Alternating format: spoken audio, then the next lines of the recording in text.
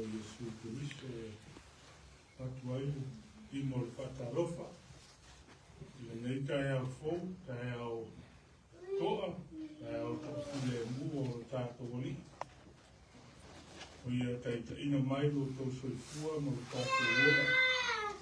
I lawa na tai ai tātou mo I tau maruru. Ia o lei pēr le tua I lo tō soifua. O ina mai pēr le malosi. Ia nei te tātou mogo pēo le ngana. Tātou ki o mai whatasi, tātou ki o awe le inga mai whanonu I lo tātou kua. O le nā rofa, o nā rei tausi mai o tō kua. O le tātou ola. O le tātou tāpo I atu I le tua.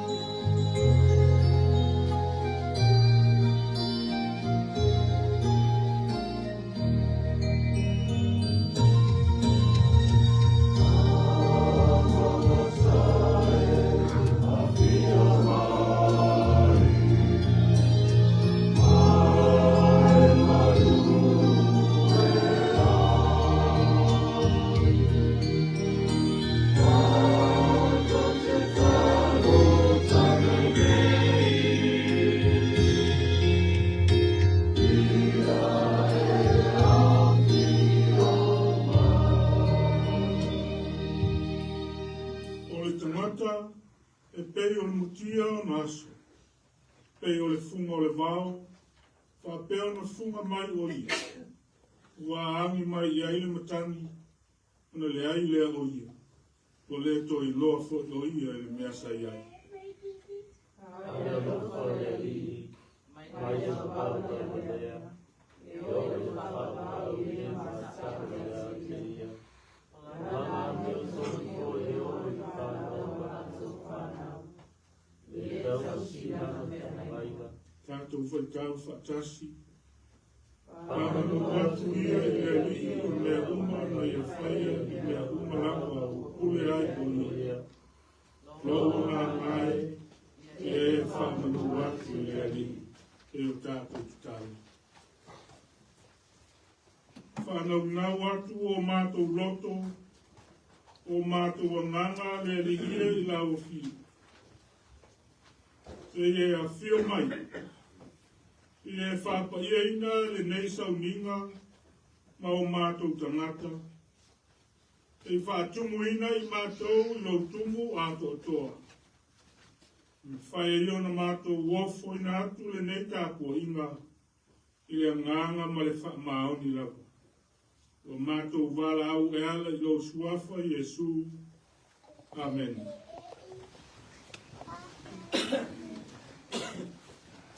Pea tātou hi atu I le kua, e le pese e lua se laus fuma le lua.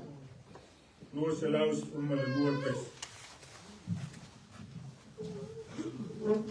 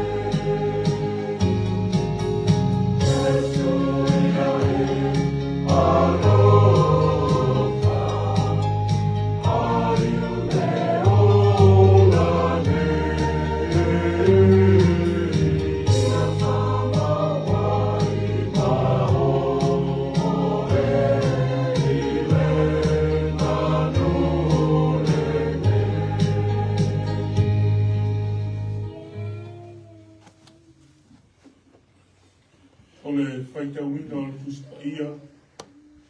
Tātou tusi whaitau le nei tae au.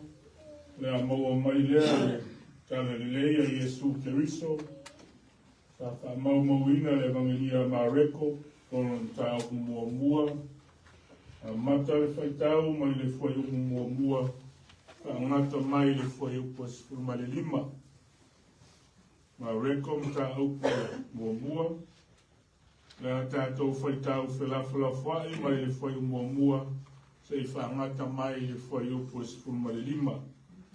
Whonga maia. Nisi o a whiompa ia o tātou wali.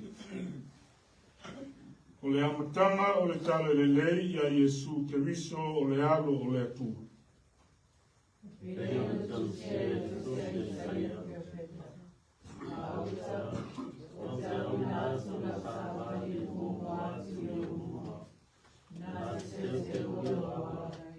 O le leo le ua langa i le vao, i nā teutau ia o tau le ala o le ali, ia whasa sa o nā ala. O mai Ioane baptizo le vao, mutala i atuai baptizo mai Salamo, i le papa, ina o sala. Ua atu foi no umo i utaia i ate ia, a toa matangata o Jerusalema, ma ua baptizo ina i lato umo e ia i le vaitafe o Ioritana, o ta watu a lato wa angasala.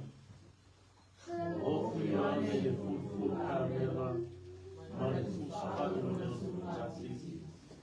Awana me aio se a te wise marmeni vauia. O ta lai atu ia, whape atu. Lo muli mai le tasi, sili o ia i a te au. Te lea o ngā ue no wifo ma tala le no noa o na se vai. Wau mei, o te pati se atu ia te o sou le vai. Auia, na te pati soina o sou le anakolia. Ono po ia o maliwa tuai e su mai Nasareta o Galileia. Baptisoina foi o ia e Ioane i Oretana.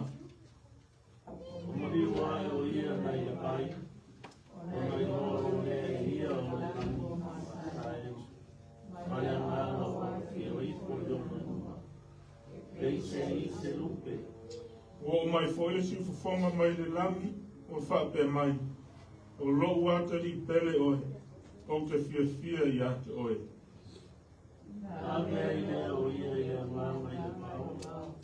Ta iei foi o ia i le vao i po e whanga fulu. O whaosa so ina e satani.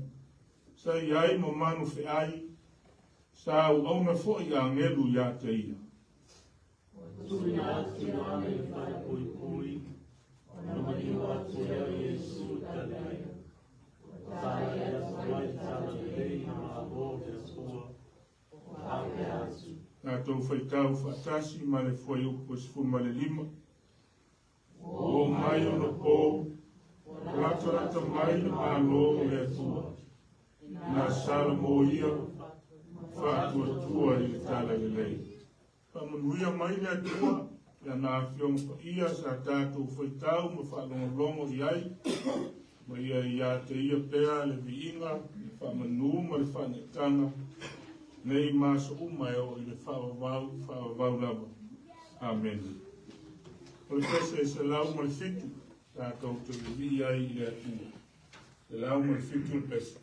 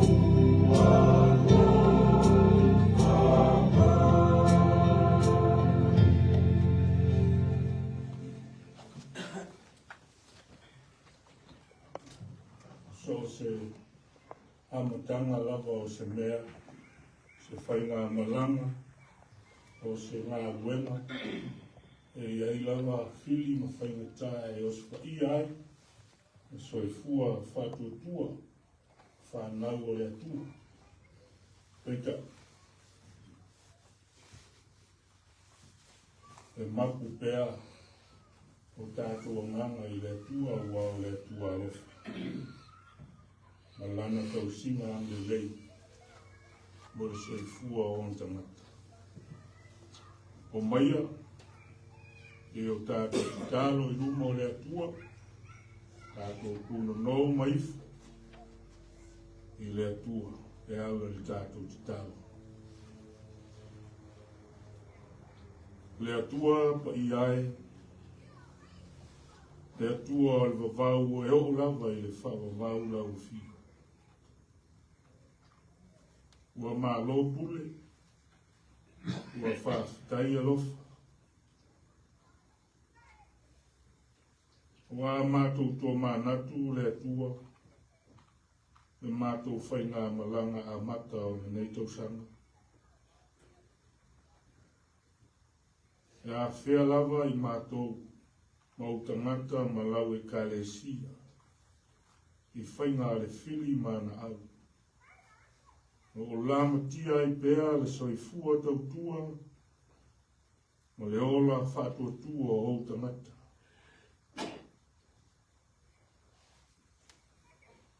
A o mātou poto whatasi le nei tuaso ma le nei tae au. Mātou o mai whatasi e vivi, ma whaafoi atu le taulanga o le whaafitai. Le whamanu e palei nai la o fio le atua. I o mātou e vivi whatasi, la paleina lo suaf pa ia. I o vi inga ma le whaafitai al tangata. E ala i le neita apua inga. Mātou whaafitai alava la o fio le atua. Ua aluatu le nava i aso, ma le aso ana nafi. O fuafuanga a inga. O ngā luenga sa whengai ma lo nuku mautangata.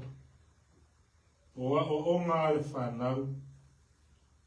E whape foi sau ninga whaavai o lau pūlenga fōu tonu o le nei ai. O lunga foi o ala te vavave, sa whio ai lau whanau. Mātou talitonu le atua inu o mātou wo mai le nei tae au fōu. Le malosi fōu ma le ola mai lau fi. Ia o le whao popo ina fōi o le soifua māso whaitau. Aso soifua o lau whanau, ma lonu lotu le ali. Mātou te whaafetai lava lau fi. O le nganga e whaamanuina, mai te tonu o mātou loto o mā nganga i lau fi. Ua e le ai lava so mātou mawhai, e le ai fo iso mātou i loa ma so mātou poto. Mātou te mate ina, le sila whangapa ia lau fi. Ua nao lau fio lava le atua e le soifua ma le ola o tangata. Pāwhai tele lava ta mā. Pāwhai lo lofa whaasoa mai. Le ngata i aso whaitau o lo mātou ola. O le mālosi fōu ma le ola. Ia o au whamunianga e ala i lo ta māo a inga whaasoa mai. Ue whamanuia ai o mātou a inga i sosi mea. Whaafitai lau tau singa i nai o mātou ta mā, tina mātou tua. E leo taimi mai tuaso e le ato toa ai le malosi. Ia e maisi o le whatai ai ma le tau marulu le nei mai tau. O mātou mori mawina pēr o lātou anganga. ia tautua pea I la o fio, e ala le soifua ma le ola, e maiso le soifua tā pua, e mafuanga o lo mātou poto mai. Aftai mele le uma o e saunia ma tā pena, fua ina mo lo mātou wola. Aftai I lau tau singa I whanau, I whanau iti ma pepe I lo lātou tupua e. Lau tau singa ma lau puipuina I lo lātou wola. Ia maisi lo lātou wola o ina I tono a o onga. Ma le poto e fua ina ia I lātou. Ma lo fe soa soani I lo lātou wola a o ina. Aftai au ngā wenga. We fa manuia ai o tangata.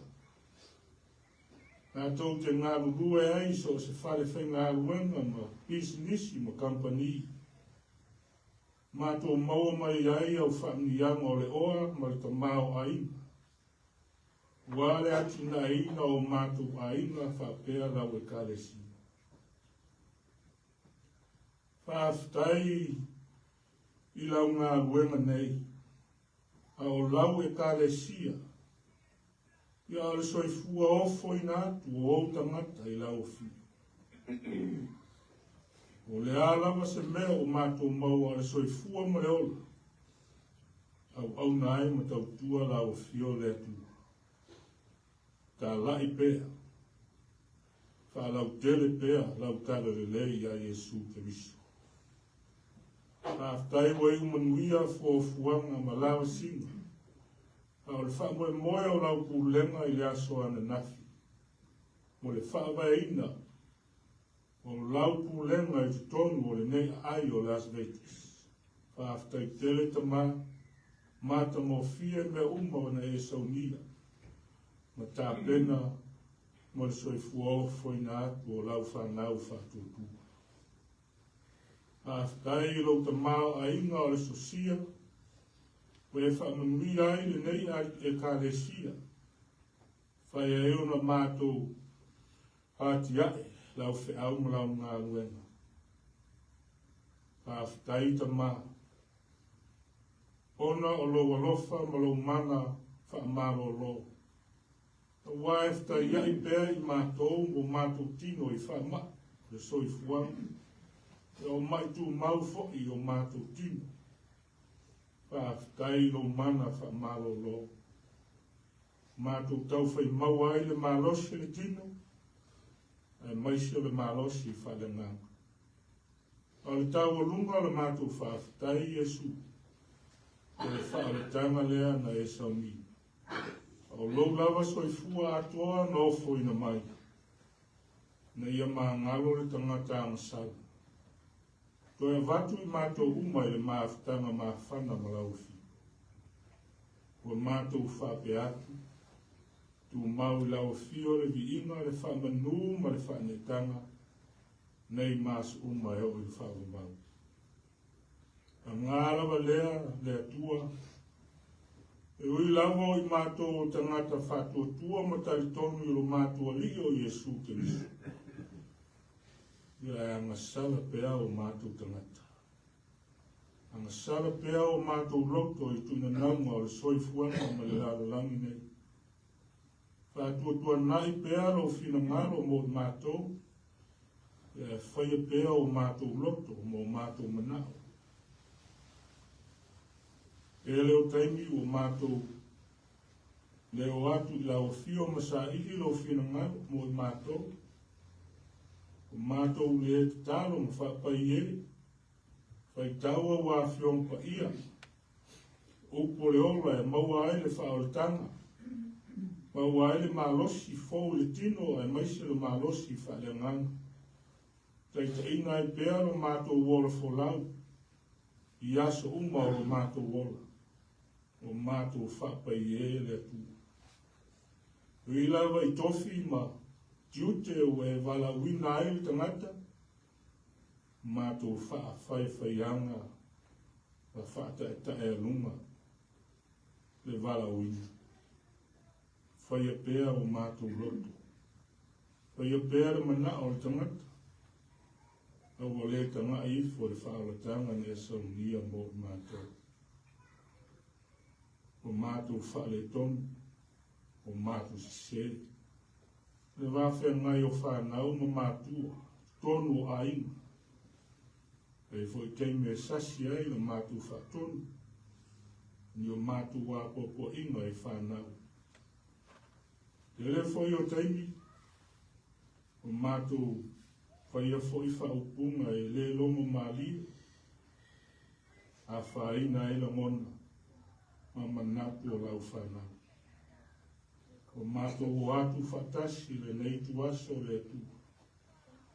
Ia ele nei e kālesia mai mātou masui o tangata whatuatua. Ma lau e kālesia, wha maa ngalo mai le whonga. Ale nei e kālesia. A maa ngalo o tangata ma lo atu nuku. A maa ngalo sa moa. Vea ia le maliu ma le toi soifua manu malo Iesu. O mātua li ma le whao. I e wha mamama wha mangalo ai I mātua umala. O lau whanau angsa. Iuri walo mai o whonga alofa le atua. Le atua o le alofa fua. Ma le alofa muti vale lau fi. O le atua e tumu le tamao aina. O le atua fo. Tai manao. Ale nā le mātou o lenga ma le mātou o atu I lau fi. E whamanuia mai I lau e kālesia nei. Whamanuia I ona ainga taitasi le ri. O fuafuanga, lawa singa ma ngā ruenga, wale atina e no ainga le atua. E I e whamanuia. O ai I lātou e ngā lulua I whalewhai ngā luenga le mālosi. E ata mai ma le poto. I a wāti ute. E maisi o mea lofa tā ua o e whamanuia ai tangata. E ngā lue ai ma whamanuina lo suapa I. Whamanuia whanau. Lo lātou tupu ai. E e tausi o ao lofa. E ele fo I le fili ma whaimata wa whaina ai ma whea I soifua ma le olo whanau. E e tausi whanau o le nei e kālesia I o ao lofa e mautia. Whapapoto ina I lātou, whamanuia lo lātou lumana e manuia. Wā mātua ma ainga, e atu nure mālo, whapea lau e kālesia. Mātou te tālo le atua mo le atina eina o lau wheau mo lau ngā ruenga nei. Nā ona mātou fuafua. Ma le whaamoi moi. Ia o lau o fio lau vai whātau nuina me uma. Alofa ngia mātou sa I lima. Ve si la fia fo. Lo mātou mana. O lo mātou nau ta inga le li I. Tu nātu. I lau fi. So swani lau au whenga ruenga. Sa ili whaatasi ma lau fio e manuia ai me uma. I e tū lau whiau ma lau ngā ruenga. I e tele pēr le vi inga o lau fio le atu. E e alo whangia fo inisi o le nei e kālesia. O le mawhai o na mātu a wai whaatasi le nei tāpua inga. Whamanuia atu ia I lātou. Mātou tālo foi ma tālo sia. E ngata I stonu o nei e kālesia o ta mā ma tina mātutua. Iau mātou foi maua I mai tu mau o le tino. E mātou te tālo lawa I lo mana wha malo lo le li I o wao lau fio le fo mai si. Ati lau si la whanga I te tonu o mātou tangata o mātou vai waina. Pa maro lola o fio. Io mātou mai. Fo ai mai le malosi fo.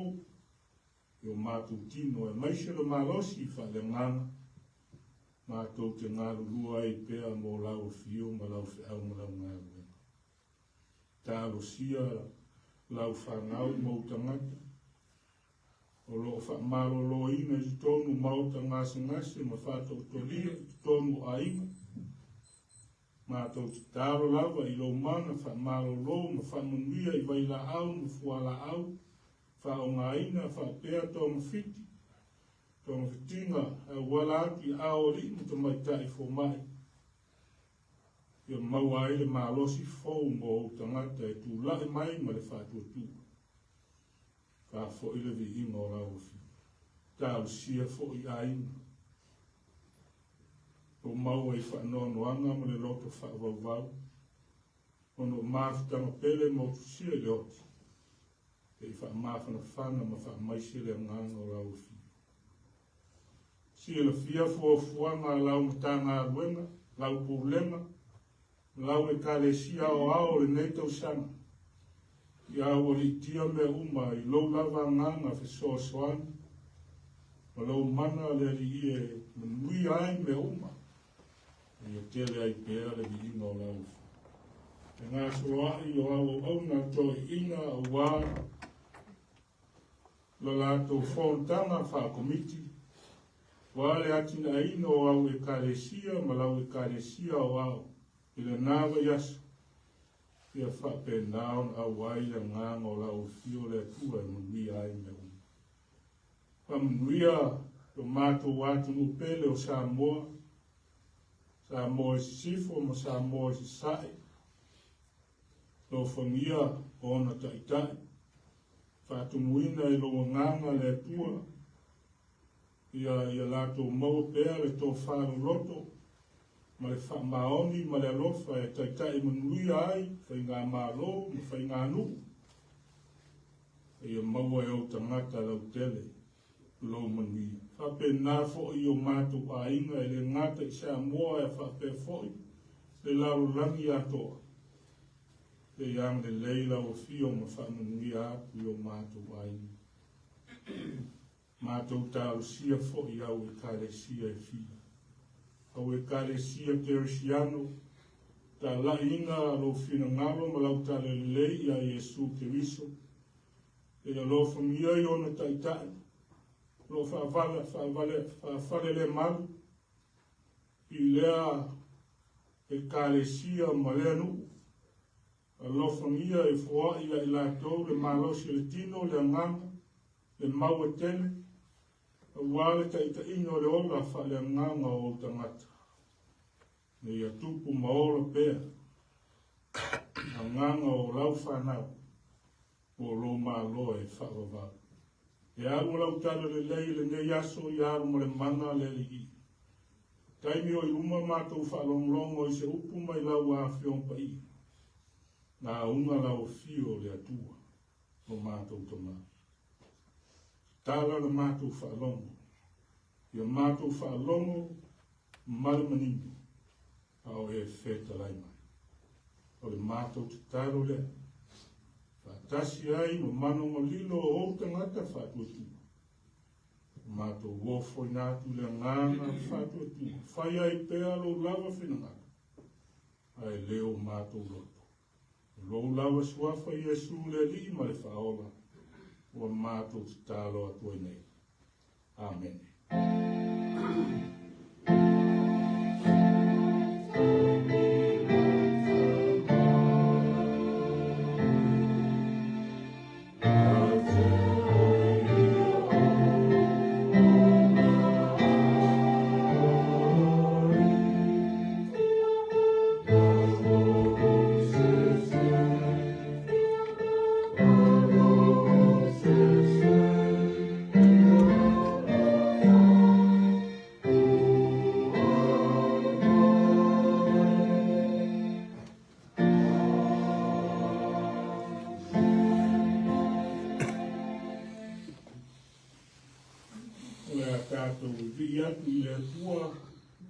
Salatielu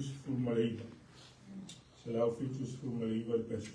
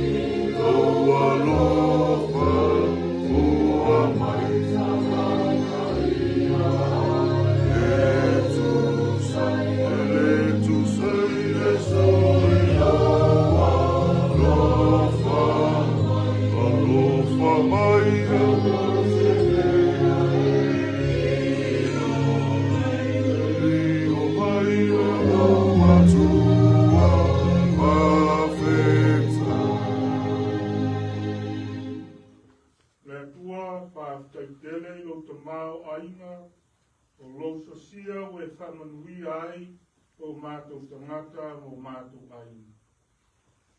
O mātou koe o whoina atu nisi o au whaamianga. E mātou te whaita uranga ai, tāla I lau se au malau ngā ruanga nei. O mātou te tāro se ia whapa ia maia le nei whoai, whātasi ai mo mātou tangata. Wala atu ia Iesu le mātou te tāro. Amen.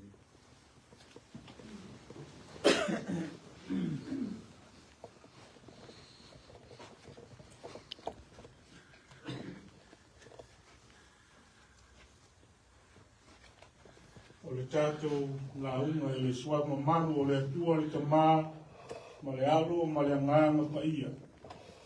Amen. O le matua whiwhilia o le nei tae ao, Tusa ai ma le tusi whaitau aso a le kalesia o ao, Maua mai lea I le se vaenga o le whai upo e tonu. O le o toe whaita wina. Nā tautau ia o tau le ala o le rii I a whasa sao o nala. Manatu au tu aile la unga o le nei aso sa.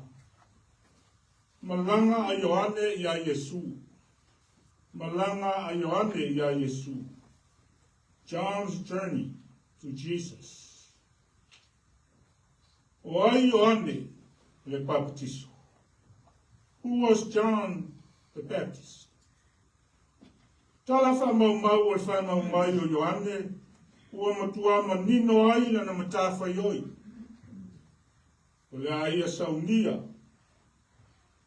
ta ngata uma mo le afio mai o le ri. O le a whatumulia ai le nganga pa ia, o lea wha moi moi. The records of the birth of John made his role very clear. He was to prepare a people for the Lord's coming, and for their end would be filled with the Holy Spirit. O fuafuanga le roto a lei, ka sila fia le leia le atua, le taimina manao mi ai o na whanau mai o ani. E lei malama lama ai o na matua, sa ka ria ma e sepeta, le nataimi. God knew exactly when John needed to be the forerunner of Christ at this specific time in history. Ia si la fia e te tau na vea Ioane ma tai mua o tai ala o ke riso I lona taimi I patino o le tala whasolpito. O a mater tusa mareko I se amatanga. Amatanga o le tala lele e winga ia Iesu ke riso. O le upu amatanga. O lona winga. Tele isi mea o lo muri mai. E aluaru I luma le tala. Se tala whasolpito. O le amatanga e pei o se whanau mai. O le whanau mai. O le amatanga lea o se o langa fau. O lo whamatata la ina e mareko le afio mai o Iesu. Le Mesia, le alo o le atua. E peo na tusia I le tusia il perfetto o Isaia. O lo e mtau koe fasi fulu fai upo e todo. O le leo ua langa I le vau, na teu ia o tou le ala o leli. Ia fasi sa o na o lona wika. Ia teu, ia le lei. Ma ia sa o le ala, mo le tau nu mai o le tupu mamadu. O Iesu o le afio mai. O filfili ai Ioane le baptiso o le fiau. O lena alanga I le vau. A fola atu le baptisonga o le salamo. Mo le whaamanga lo ina o angsaka. O le vala au le ina ia salamo. O le tari lea. I le tala o le afio mai le misi. Mai e to tele tangata. Mai loa o lato wang sala. O lato mana onga. Saung yuni. O le afio mai o Iesu. E whaingo fia lava sa vali e Ioane baptiso. Ta lai Iesu. Ai le o ia lava. Fa sino tangata ia Iesu. John the Baptist's message was very simple. John preached Jesus, not himself. He pointed people to Jesus, not to himself. O le au na, o mauti noa lana matafa ioi. Matali tonu ila na ngā wenga na wina atu ai o ia e ngalue ai. Le o ia. O lona ali o loa fiuma. Au te fo'i ana o te atina. Au te lea o ngā au e puno ifo. Ma te tala le no noa o na servai. I am not worthy to bend down and untie his sandals. Why? Aisia. Lea le winga upu ia Ioane le baptiso. O sila fia le lei e Ioane. Lona vala wina.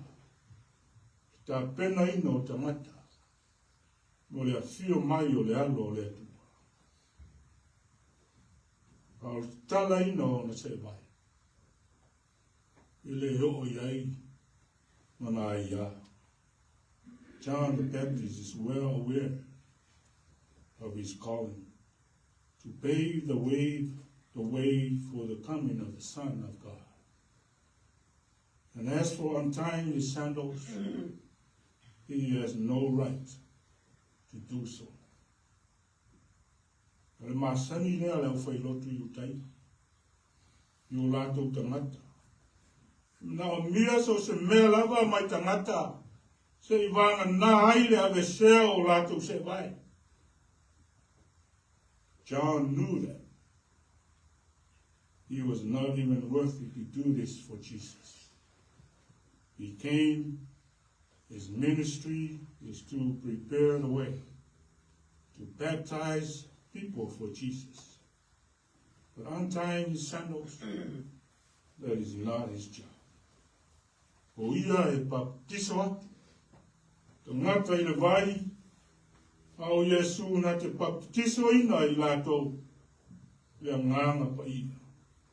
O lana baptisonga, o nā o se whaatomuanga, i ngā ruenga o le au mai e Iesu. John recognized that his baptism was only a start to what Jesus would bring. O le au mai e Iesu, le baptisonga i le nganga pa ia. E siri atu na o le whaatofuina i le vai. Baptisonga i le vai mo Ioane la vai. Mawhai ona whaali ai le Salamo. Ai le mawhai ona whaamamaina moni ai se tasi. Mai le angsa. Le baptisonga o Iesu. Le baptiso ina. Iesu ona sa ia mana o mia le whaamamaina. Mai le angsa. Le ai. Le ai se amasala le. Le ai se amasala Iesu. E peo na malama ai Ioane. Na papa tisoina Iesu e tusa ai malana ngā guenga. I le lalulangi. E whaia le fina ngalo o lona tamaha. Ma whai lo atu o ia. I tangata amasala. Ina ua whetalai mai le si o whawhonga o le atua. Mai le langi. O loo wata li pele hoi. O te fia i ato hoi. Sai loa e te ngata uma. O Iesu le leo se isi te ngata o baptisonga. Sa lato i loa o Iesu o le alo ato toa o le atua. When the voice of God, the Father from heaven said, "You are my beloved Son. I am pleased with you." Everyone knew that Jesus was not another person who had been baptized. They knew Jesus was the perfect Son of God. You know, mawai le whaalinga o fofonia. Le nganga pa ia I lona baptisonga.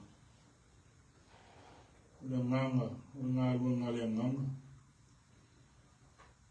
O le taitaina lea o Iesu. E lei taitaina I se ai mātanga o fie. O se lau whanua lafu le mū. O se me tele ai me ai, le ai. O le tala ma reko whai mai. Na velo ai lea o ia e le nganga I le wau. Taitaina le nganga. Iesu le wau e mau ai mo le wha se fulu aso. E mai e whao so ina ai e satani. Whaanga fulu aso. Whao so ina e satani. Le tala ma te io maruka. Tolu I tua inga e whao so. Sa whataia I mai Iesu. Mai ia te atu I a satani. taimi te tasi. O le tala mareko. Le ngata o le whaososoina e Satani. Sa iai fo i manu fe ai. E sa o ifo a ngenu. Ma au na atu i ate. Whape na alo tātou soifuanga. Tai te ina lapa i tātou. Satani mana whainga leanga. E wha maru mai lava a lea nganga o lea tua. O ana a ngenu e. Fe soa swani. Fe soa swani i lana whanau. Nuna nganga e fe soa swani mai i ai tātou uma. E whau tua i mele lei ma le ala sa o e au na tātou uia. Son of God, Jesus been tempted by Satan. Wild animals were there also. But angels came and helped him. That's how God loves you and me. That's how God loves his people, his children. Even Satan tempted, but God always, his spirit always upon his children. Vai teimi ato asa e Iesu i vau. Teimi i o toftofonga. Ka pena ai whaatangata le aro le atua. O le ngāru e matele o la whea ngai maia. Nā ino le atua. Le kāresia. Masa moa uma. Ia mata le tātou whai ngā malanga ia Iesu. Ia tātou malanga sa uni ma tā pena. O tātou roto e mau ai te riso. O le malanga whaatasi ma Iesu. O se vaainga o le o langa kerisiano. Se malanga e o swinga o le o langa. Swinga fau. Mea fau. Le fetala i maile atua. Whaingo fia le malanga. Kai au ngā. E a noa no na taununga. E iu le manuia. Whatele inga o leola. Ma le manuia e whao vau. O lo whaatali mai mō tātou. E kāresia. E iai taimi mai tu aso. E tofu tofo ina ai tātou. E le atua. E tātou te mawhai o na te atu. I whainga leanga a Satani. There were times God will tempted us.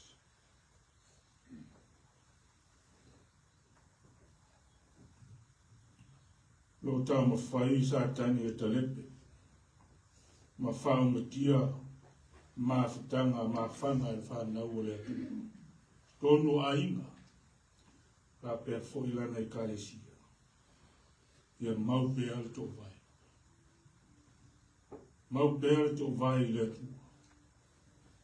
Ia mau pēr o whātotua. Wa o lo soifua o tātou li o Iesu. O le ao o le kāresia. O le ulu o tātou ainga. O rona nganga e tautoa ruaina tātou uma. I le solo le lei o le whaimita. E iai pēa le li. E tū i ona tāwhitafa. E tai mua. Ma muri muri. Tai ala. Tai ta ina. E tātou whainga malanga.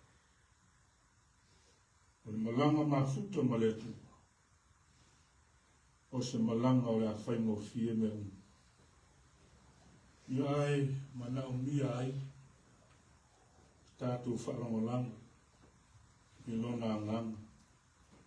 E leo le tāma whai e pū leo o tātou lavaloto. When Jesus left this earth, we send the Holy Spirit to live in us.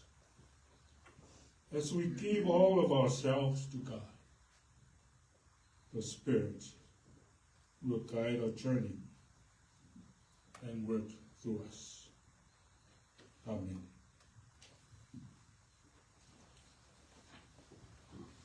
Ola tātou i atu i le tua, e le pese se lau onus fulmaleona. Se lau onus fulmaleona le pese tātou te ui ai i le atu.